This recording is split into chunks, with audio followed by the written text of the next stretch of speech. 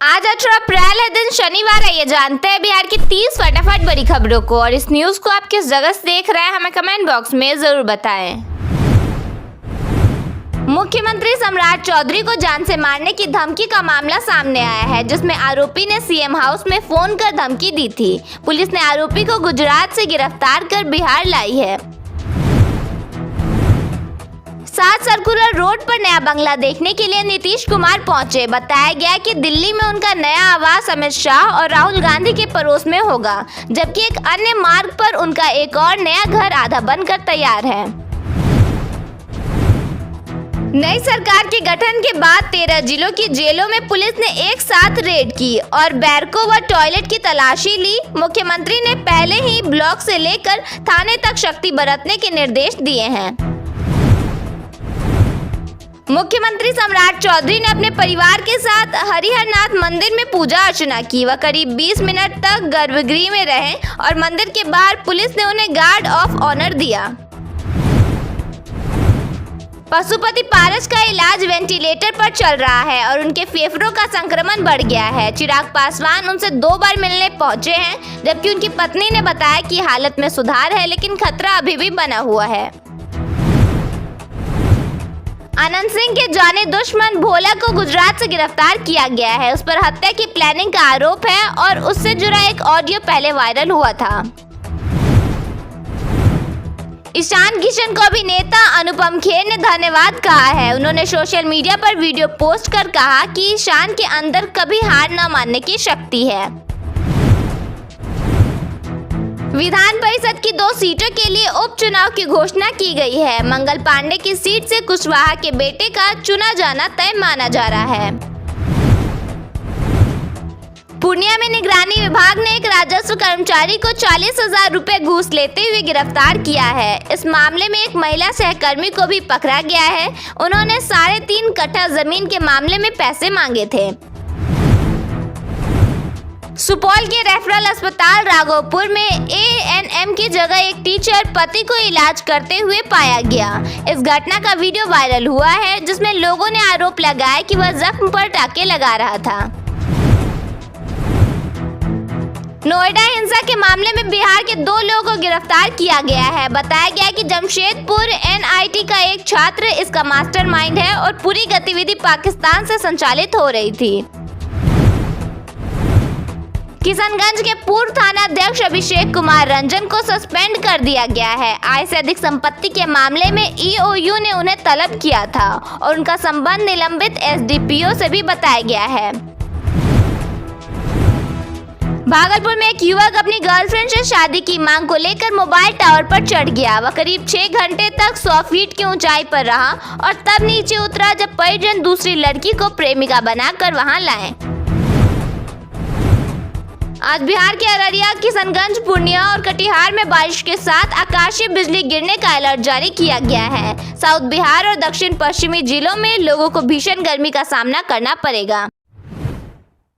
भारतीय रेलवे ने बिहार के यात्रियों की भारी भीड़ को देखते हुए 4 जोड़ी समर स्पेशल ट्रेनों को चलाने का ऐलान किया है। ये ट्रेनें न केवल पटना बल्कि बक्सर, आरा, गया, सुपौल और भागलपुर जैसे महत्वपूर्ण स्टेशनों को दिल्ली, गुजरात और उड़ीसा से जोड़ेंगी।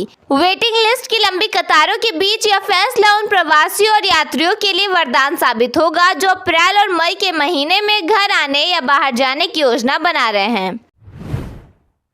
बिहार में मौसम ने अचानक करवट ले ली है। कहीं आंधी पानी से राहत मिल रही है तो कहीं तापमान 40 डिग्री के पार पहुंचकर लोगों को झुलसा रहा है। मौसम विभाग के अनुसार शुक्रवार और शनिवार को सीमांचल के जिलों में बारिश और आंधी की संभावना है, लेकिन 19 अप्रैल से पूरे प्रदेश में भीषण गर्मी का दौर शुरू होने जा रहा है। मौसम विभाग ने पहले ही चेतावनी दे दी है कि 18 अप्रैल से बक्सर, रोहतास, कैमूर, भोजपुर, औरंगाबाद, गया और पटना सहित कई जिलों में भीषण लू चलने की आशंका है। बिहार में सरकारी स्कूलों के शिक्षकों के लिए इस साल भी ट्रेनिंग अनिवार्य किया गया है। करीब 3.5 लाख शिक्षकों को प्रशिक्षण दिया जाएगा। मई से जिला स्तर पर कार्यक्रम शुरू होगा। इसका मकसद टीचिंग क्वालिटी में सुधार करना है। यह मॉड्यूल ऐसा होगा जो क्लास की ज़रूरतों के हिसाब से बनाया जाएगा। इससे शिक्षक बच्चों को और प्रभावी तरीके से पढ़ा सकेंगे। बिहार में जमीन मापी की प्रक्रिया को पूरी तरह ऑनलाइन कर दिया गया है, जिससे अब लोगों को सरकारी दफ्तरों के चक्कर नहीं लगाने पड़ेंगे। राजस्व एवं भूमि सुधार विभाग ने सभी जिलों में यह नई व्यवस्था लागू की है, जिसमें आवेदक बिहार भूमि पोर्टल पर ऑनलाइन आवेदन करेंगे। आवेदन के बाद जमीन की मापी 7 दिनों के भीतर कर दी जाएगी और 14 दिनों के अंदर उसकी रिपोर्ट भी उपलब्ध करा दी जाएगी। इस डिजिटल व्यवस्था से समय की बचत होगी, पारदर्शिता बढ़ेगी और लोगों को घर बैठे ये सुविधा मिलेगी। बिहार संयुक्त प्रवेश प्रतियोगिता परीक्षा 30 और 31 मई को होगी। आवेदन की अंतिम तिथि 5 मई है, जबकि एडमिट कार्ड 22 मई को जारी होगा। यह परीक्षा मेडिकल, इंजीनियरिंग, कृषि और अन्य व्यावसायिक पाठ्यक्रमों में प्रवेश के लिए आयोजित की जाएगी।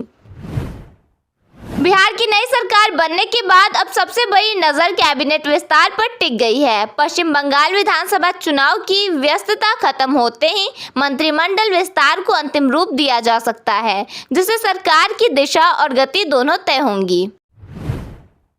बिहार के कई जिलों में शुक्रवार की सुबह अचानक जेलों में बड़े पैमाने पर छापेमारी और निरीक्षण अभियान चलाया गया। प्रशासन की संयुक्त कार्रवाई ने जेल परिसरों में हलचल मचा दी है। कहीं घंटों सर्च ऑपरेशन चला तो कहीं संदिग्ध सामान भी बरामद हुआ। इस पूरे अभियान का मकसद साफ था, जेल की सुरक्षा व्यवस्था को परखना और किसी भी तरह की गड़बड़ी को तुरंत पकड़ना।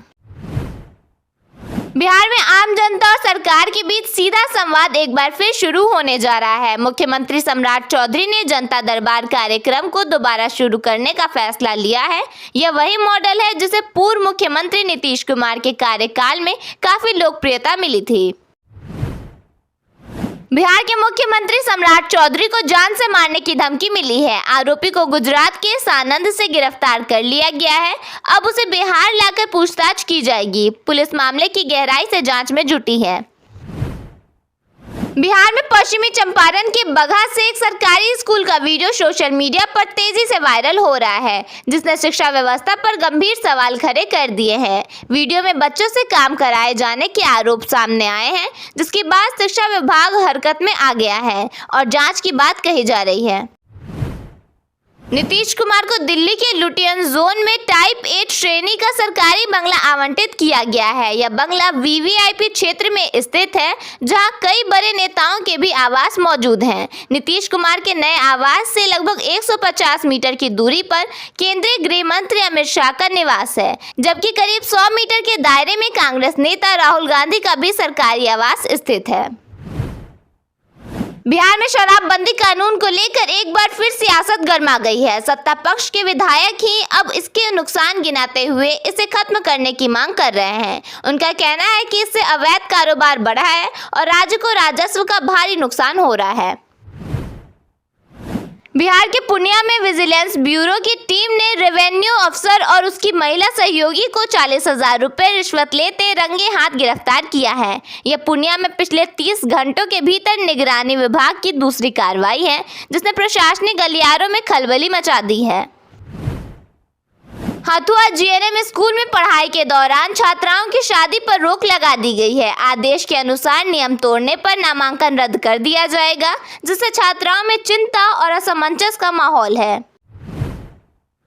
नेपाल सरकार ने भारतीय नंबर प्लेट वाले वाहनों के लिए नए सख्त नियम लागू कर दिए हैं। अब नेपाल में प्रवेश से पहले भंसार अनुमति और दैनिक शुल्क अनिवार्य है। 2 पहिया के लिए 100 रुपये, 3 पहिया के लिए 400 रुपये और 4 पहिया के लिए 600 रुपये प्रतिदिन शुल्क है।